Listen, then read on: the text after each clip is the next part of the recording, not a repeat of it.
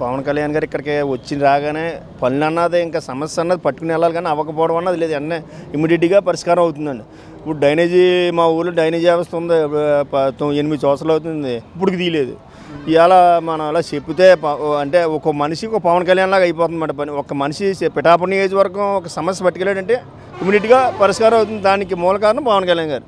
పవన్ కళ్యాణ్ ఆదేశాలు అలాగే ఇచ్చారండి. ఇప్పుడు మన కృష్ణదేజ గారు కూడా ఇక్కడికి ఐఏఎస్ కలెక్టర్ గారు ఇక్కడ కేరళలో కలెక్టర్ గారిని తీసుకొచ్చుకుని ఇక్కడ మంచి పంచాయతీ దాని మీద డెవలప్మెంట్ మీద ఆయన్ని పంపించారు. ఇవాళ ఒకటిగా దిగి చూస్తున్నారు.